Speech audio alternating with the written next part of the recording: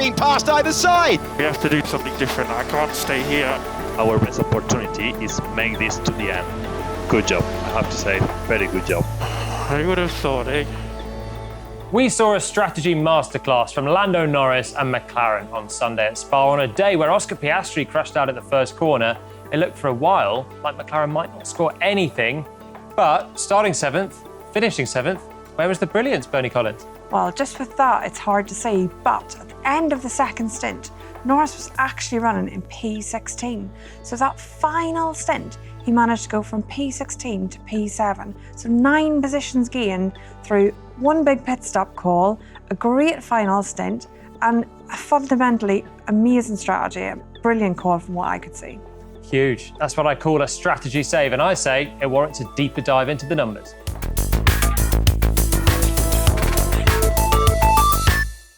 So at the Belgian Grand Prix, you've always got a big trade-off between do you go high downforce or mid downforce to the lower end? And we can see here, Bernie, McLaren went quite drastic, which set them up for could have been a tricky Grand Prix. Yeah, and it was really paying off for them in the wet conditions. Basically, they had a high downforce setup on the car, or a lot higher downforce than others. And what that meant was, we can see it quite dramatically here, their baseline speed without DRS was 310, where if you look at Williams over there, their baseline speed was 332. So that's 22 kph higher, even without DRS. And then with the DRS, the situation looks even worse. So McLaren here, 330, which is actually even lower than Williams without DRS. Incredible. And then situation gets even worse. We're hitting 356, huge speed in the Williams. And so when you're in the McLaren, it can be good in mixed conditions. You can be good, and Piastri was a star through the weekend in the rain. But when you're in a race situation with cars all around you and you've got DRS and you're slower than a Williams in a slipstream and DRS, it makes life very tricky. What we're going to do here is we're going to do a compare of Albon. So this is his speed trace. So you can see where he slows for the corners and as he accelerates through the straights. And we're going to overlay that with Norris's. What we see here is that this dashed line in the middle, that is actually showing the speed delta between them. So what we're saying is, where are they gaining or losing speed relative to each other? And what we can see is through this first section, you can see that here, a very significant speed difference between them. Albon's gaining the whole way down the straights until this point here, where he's actually 1 second quicker than Norris. So by turn 5, it's huge. Pretty significant. It's absolutely huge. That's one sector of the racetrack, basically. The Williams is an absolute monster. Yeah, exactly. But then through this next section, we can see that dash line just dropping throughout until we get to here. At this point, because of this corner in particular, Norris is gaining so much time on that Williams by being so much quicker through those corners. And now actually Norris is half a second up. So that's pretty significant. And then through the end of the lap with the final straight, like you mentioned, losing the whole way again. So ending up very neutral by the end. It's amazing. It's like they're racing in 2 different categories. One with a monster quick car on the straights, the other one lightning fast as Lando is through the corners. But that poses its own problems in terms of raceability then for the McLaren. Yeah, it definitely does. And we can see actually some feedback from Norris through the team radio and video that shows that. I can't stay in this pack. I'm just going to go backwards, okay? We have to do something different. I can't stay here. I can't push in the middle sector. So I'm just going to get overtaken and go backwards. We have to do something different. Give myself clean. Understood, mate. Understood. And what he means there through that section is, although he's faster in the middle sector, you can't overtake in that middle sector. So that advantage that he has, that 1 second that we've seen to the Williams, he's not fit to use that. He's stuck behind another car. So he's slower on the straights and now being forced to be slower through the middle section as well. That's a horrible feeling for a driver because the straights in Belgium are so long as well. You've got the Kemmel straight and then you've got the back straight into the bus stop. And that's where you're in McLaren, you're in a DRS train early on. You cannot go quicker than just put your foot down on the straights. Then you get to the corners and you're stuck in with all that traffic as well.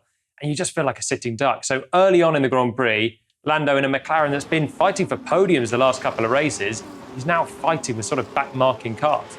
So if we just look at some race trace information on this, we can actually see it reasonably clearly. We see that Norris starts in P7, which is the orange dash line beside you. We see that through that first stint, once DRS is active, within 3 laps, losing a position every lap, so 3 positions. That must feel pretty terrible from Norris's point of view. Okay, Lando, what is the pace? What is the pace? Oh, but no, yep, good. P0, mate. This is a McLaren that's finished second in the last couple of Grand Prix. Can't use any of that speed in the middle sector. And every time he gets to the straights, basically, up the Kemmel straight, he's got an AlphaTauri, then a Williams blasting by. And at that point, you're early on and you're thinking, my race is just flying by it. Yeah, exactly. And it's got to be pretty desperate from the McLaren point of view. So we heard him ask about the free air. So if we just look at the main homepage, we can see, Norris is in this pack. He's dropping positions pretty dramatically. This obviously being the track map and the GPS positions. Now this P that I've put on the map here, this is actually where Norris would come out if he was to pit on this lap. So what's interesting is the discussions going on of how they make the pit stop decisions. So we've just got some onboard footage of Norris where we can see a bit of the discussion that happens in or around that time. Lando, preference for the next set, medium or hard? I don't know. What's it look like? I think the hard now. I don't know. Box, Lando, box. Yeah, come on for that. Tricky times. And you can see already here that he's right in the traffic. And this is exactly the problem. These guys fighting, and Lando just can't join that pack with the straight line speed. And he's on the mediums, and he's thinking, I don't know what tyres. The mediums aren't working, but honestly, in this traffic, it's difficult to know if they are or not because you're just in dirty air the whole way and you're not really able to use the full potential of the car. Well, it's interesting. I think this is the first time they've put on a medium all weekend. They don't know anything about the hard. Nobody's ran it at this point of the race. But Lando's basically saying, just not this one. I just don't want another stint like this, which is just so unfortunate. It actually doesn't really work out that well for them because they do this pit stop. If I just play through here, we see that they've come out on track. But where Norris comes out on track, he actually ends up in more traffic again. So they don't actually get the full benefit of what they're trying to achieve. They've gone through this stint and again, just dropping positions. So this time they've dropped positions to Ricciardo and to the two Alfa Romeos. It's bleak times. It's bleak times for Norris. And this is kind of inevitable strategy, really. You're in the pack. You want to get some free air. So you take a pit stop. Degradation's quite high. But of course, the Williams, the AlphaTauri crew, they're thinking, well, we cover him off and we don't have to worry about Norris anymore. So they pit, cover him off, and then is back to your stint one nightmare, stuck in the traffic, and you're sitting duck on the straights and the Alfa Romeos come past. So now it's a real head scratcher for McLaren. Everyone's thinking, how do we get out of this situation? You do feel really, really stuck at this point. And there's some interesting radio comms again from Lando. The feedback at this point, it's really not a happy situation to be in. Suggestion, yellow G2. Yeah, none of this is helping me. Okay, mate, we are trying here our best as well. So, Yeah, I can't understand. okay. That is the stint in a nutshell there. Two cars side by side, and Lando just can't fight in that McLaren. And as a driver at this point, you're feeling helpless. You're trying your best, but now we've got to follow Ricciardo through the middle sector. You can just never use the strength of the car. So they've got to go back to the drawing board again. You're looking for opportunity. That's what between Lando and the pit wall you're trying to see. So if we have a little look into the data, we'll try and see what opportunity exists. At this point, they're P16 in the race. How are you achieving points from this point? Like we said at the start, they gained 9 points. It's going to be really interesting to see where it comes from. This is where the McLaren's sitting in the race here. How on earth did they get out of that? So if we start to try and look at what the predicted race might look like, if you do the same as everyone else, so one more stop to the end, you continue in this traffic, you pit, and you remain in all this traffic. So everything to the right is predicted now. That's not what they want. They don't want to sit in this traffic. They need to do something different. And it's trying to find that opportunity that really brings it for McLaren. So it's almost become like a Monaco style of strategy for McLaren. Get yourself clear space and then use the pace of the car. So what are you doing next? You're on the pit wall. The team, I guess, are feeling the heat. The drivers, we heard from Lando, not happy. The team are thinking, is this just going to go down the pan or what? One of the things I'll start to look at is what if we do an extra stop? So I just added in an extra stop for Lando there, and we'll start to see, is there any way that by doing an extra stop, we can find any free air for this car? Is there any opportunity for this car to put a soft on or any tyre and just get some free air at some point in the race? And that's what they're playing with. As well as that, they start to look at the radar. And the radar actually becomes very crucial in this case. And that really becomes their best friend, because just a 3-stop there doesn't look like it's going to be a great strategy. But the rain plays a critical part. And this is where McLaren and Norris's race comes alive with what looks to me like a big, big gamble. A lot of the teams further ahead. So we can see at this section ahead of Norris, there's a lot of traffic. There's a lot of people, and they're all holding out for the rain to be heavy enough for intermediate.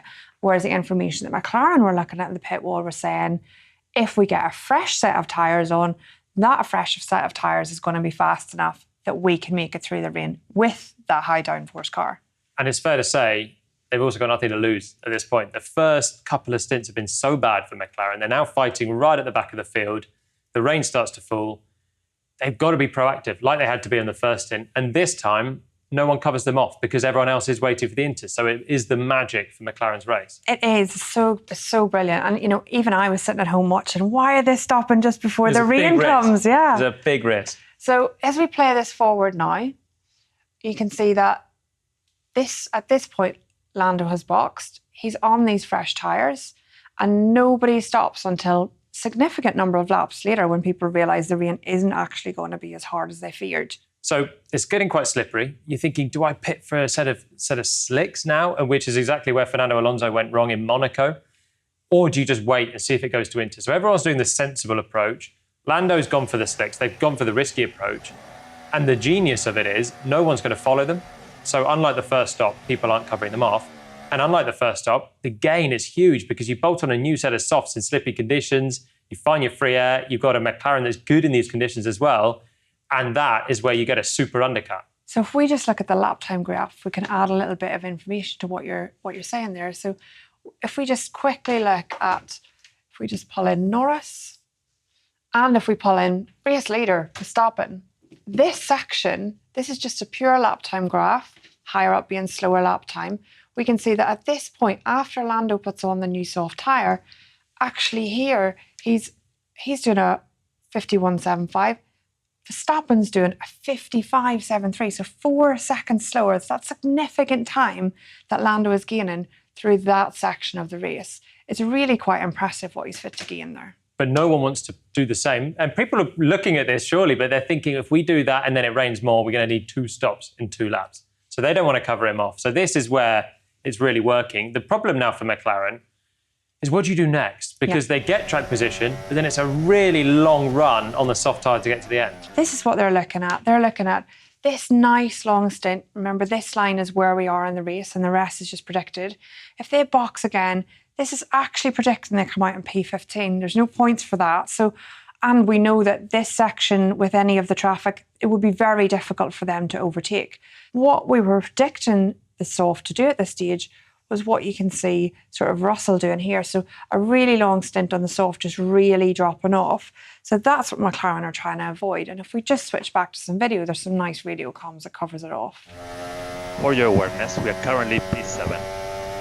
Last lap Stroll did a 52.2. Our best opportunity is make this to the end.